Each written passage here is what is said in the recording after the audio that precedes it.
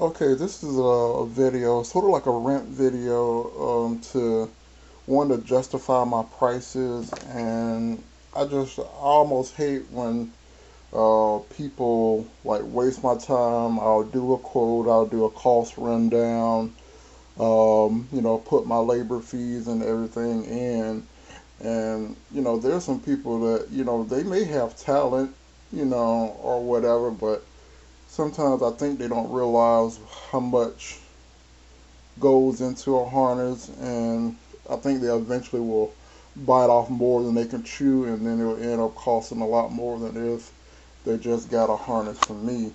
I'm gonna just like quickly go through some of the stuff that I had to accumulate and get in order to, make these harnesses, and make them easy to assemble. And even still, it's still a lot of labor involved. Of course, I solder my connections. Here's a roll of solder. Some people, like I think Alan B showed me a hydraulic crimper, which I may look into, which supposedly makes better connections, since it'll be like wire on wire, and solder adds some resistance to it. But I use let's see, Burns-O-Matic electrical silver bearing solder. So it is silver solder. So here's the pre-charge resistors that I use. They're 5 watt 1000 ohm resistors that I use on the pre-charge. Um, Here are the Andersons. They're very expensive, for a red and black set. There's two housings and two contacts. It's $1.32 a set. So keep that in mind. Here's retention clips that keeps them from pulling apart. I think these were like 50 cents a piece or something like that. I do include a couple of those in my harnesses. Here's the Anderson housings. I think these are um, 28 cents, I believe. 28 cents a piece. So there's the cost of that. Sometimes, even me, I've been doing this for a long while. You mess up some solder joints. You do need a file to file them down. So that's one tool you may need. On some connections, I have flux runoff or whatever. I use a Dremel tool to clean the flux, off the connection, so that you have a good connection whenever you get it. I have two sets of strippers, one for smaller wire and one for larger wire.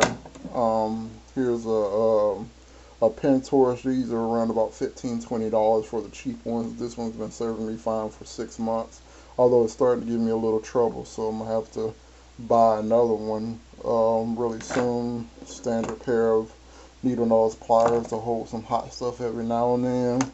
There's a lighter. Of course you need that to light the torch. I use a small screwdriver, because whenever you're inserting the bullets in the housings, you need to like put this in the back of the housing and give it a tap with a hammer to seat the bullets into the housings. My wife is like pissed off about this. This is KitchenAid shears, but these like the best wire cutters that I've ever had. They cut wire much better than these strippers over here do.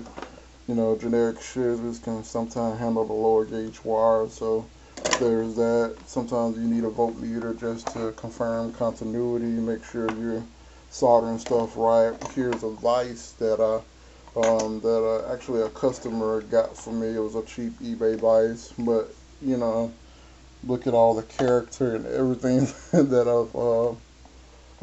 I've accumulated on that. I thank him for that. Um, it holds, it can hold the bullets, hold wires, hold everything, and while I'm soldering, because soldering does get kind of hot. Here's some soldering flux. You need this. This is rosin core soldering flux. You need this to make good connections. It helps in wetting the wire. Wetting is, getting solder to stick to it. And, this is, it's not that expensive, but it goes a long way. It lasts about 3 months in my case. But still, you definitely need this. You can't, I mean, I definitely would not make any harnesses without this. I'm glad somebody turned me on to it. Um, Here's the copper crimp sleeves. I have two sizes. Um, there's 101 and I think 50 or 75 in the other, and these are $7 per container. So that goes into, you know, a harness where I'm paralleling multiple wires or something. I'll put them in one end, fill it up with solder, put the other wire in. Here's a crimper. Here's like one of the high dollar tools. I think it's like 30, 40 dollars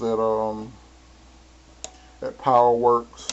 This makes quick work of, you know, these connections right here. They're saying that, you know, when you make a good crimp, you don't need the solder, but sometimes especially with the larger gauge wires, I do give it a little bit of solder, just to make sure they don't pull out or anything like that.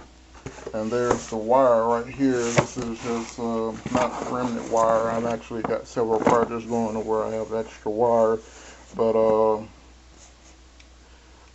the wire that, like, I order from EP Buddy, shameless plug right here. Order from EP Buddy, and they definitely sell good wire. You can order wire from Turnigy a lot cheaper, but still, when you look at the shipping costs, and unless you got a big order with Turnigy or something, it's worth it, but it's not worth it. This is just almost just as, not just as flexible, but it's pretty flexible. You know, I haven't had too many complaints, and it's not that stiff, especially when you're dealing with 10 gauge. You know, it's really not bad. It's 200C. I've had direct flames on this, and you know, it ashes up a little bit, but you know, it's definitely rated and does what it's supposed to do.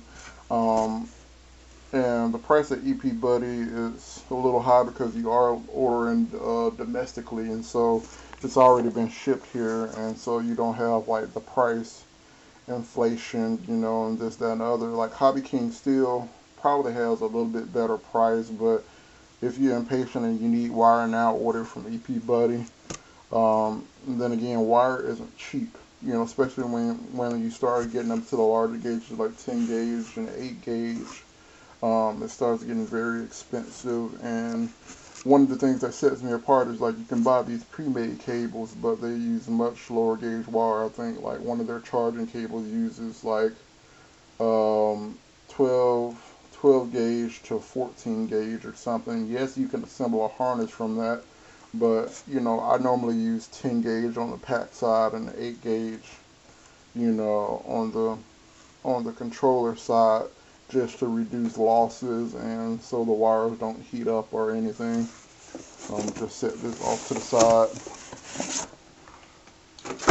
Another one thing that sets my products off to the side is the 4mm bullets that I use on the packs. And these aren't like, you know, like any special variety. I have a source where I can buy the 4mm bullets that come off of packs. He clips them off of packs and he sets them aside for me, and I pick them up for wouldn't say pennies on the dollar, but you know, it's very, very cheap. Like EP Buddy has $3 and, well, I think it's $3.60 for 4 pairs of bullets. I'm not telling you the price on this, but it's way lower than that. And the difference between, there's two different types of bullets. There's the one that you can buy from Hobby King. Not sure if you can notice the color difference. This is a deeper red, and it uses a different contact than these. And I'm going to show you the difference between the contacts. These I've stopped using unless I'm using 12 gauge or lower. I don't use these unless I'm completely out. I don't use these. You know, I save these for a rainy day, or, you know, something when I'm really, really scraping the bottom of the barrel and I don't have any more of these. I use these. And trust me, don't get me wrong, I do buy new connectors, but, you know, I know how to press these out to where there is no damage. And, like I said, I'm going to show you the difference between the two contacts. Okay, even though these aren't the same gender, you should still be able to um, get what's the difference. This one has a much smaller hole. You can fit 10 gauge turnkey wire on this, but I can't fit my 10 gauge silicone wire in it. And this you can fit up to 8 gauge of my wire inside the little cup here, and you can insert it in the housing with 8 gauge. I can't do that with the Hobby King, dark red variety. I've only been able to do this with the ones that's been clipped off of packs. So that's the major difference that's between the bullets that you can buy, from Hobby King or most hobby spots, and the ones that I use. It just can accept much larger wire, and therefore, just in case this connector does heat up, since I'm able to use a larger wire, it's able to, wick away that heat and handle more current than it normally would be able to. So that's another thing. And I have a source of the 5.5 millimeter bullets. There's two varieties of those also. I don't have any to show you right now, but I try to pick the best variety. One has a much higher spring tension, like, there's the little prongs on the male end, and on one set it's much wider and it gives a much solid connection. The other one is kind of grouped. Some people, it's kind of grouped like. Also, another thing that some people don't realize is the amount of time it takes to start a connection. Whenever you have large harnesses, like I have a 3S6P harness coming up, or basically a 66 volt, 66 volt, and I think it's 48 amp hour harness that I'm making for a customer, and it uses 5.5 millimeter bullets. Now, the amount of time that it takes for me to solder one contact, that means putting it in the vise, filling the contact up with solder, prepping, stripping the wire, fluxing the wire, and then putting it on here, takes about 2 to 3 minutes per, about 2 minutes per contact. So if I have 36 contacts to make, positive and negative, there's 6 sections, there's 6 pairs on each string. That's 36 connectors that I gotta solder.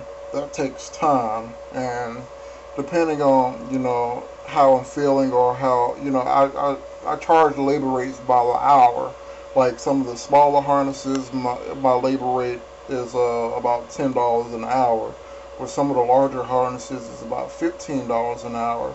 So this past harness that I did for this guy, that I'm about to do for this guy, it was $170 based on how much time that I got to spend doing it. It's really, really time consuming, because then again, like I said, that's just soldering the contacts. That doesn't mean, that doesn't factor in, me paralleling the wire into these sleeves and soldering those up, and cutting the harness out, cutting it to length, and then there's shrink wrapping involved, where I gotta shrink wrap those bare copper connections.